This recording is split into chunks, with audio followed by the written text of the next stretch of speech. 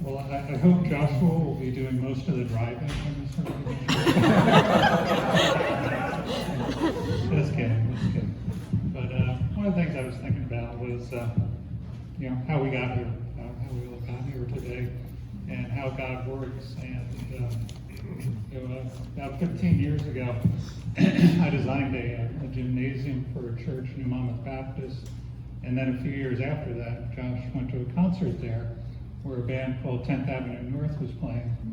And after the concert, he talked to the band, and was playing CDs, and they told him about Palm Beach Atlantic University, which he ended up going to, and ended up meeting friends there, and going to a wedding of a friend, and meeting Olivia there, and here we are today.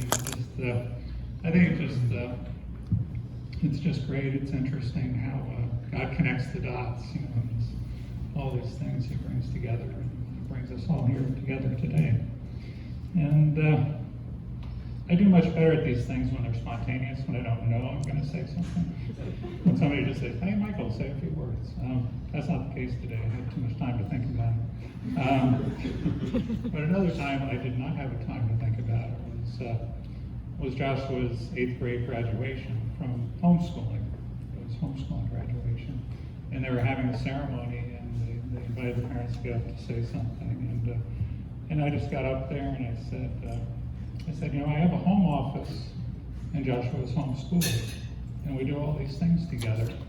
And I said, there's just never enough time together. We're always together, but I just feel like we're never together enough. And so I just want to pass that on to you, that would, my hope and prayer is that would always be on your hearts, that as you spend so much time together and you're doing all these things together, that you would always have that feeling that there's just never enough time together. We're just never together enough.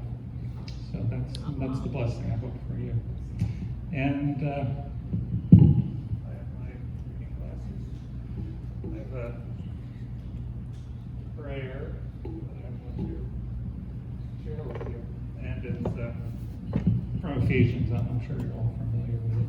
It's a prayer for the Ephesians. It says, "For this reason I kneel before the Father, from whom His whole family on heaven and earth derives its name. I pray that out of His glorious riches He may strengthen you with power through His Spirit in your inner being, so that Christ may dwell in your hearts through faith.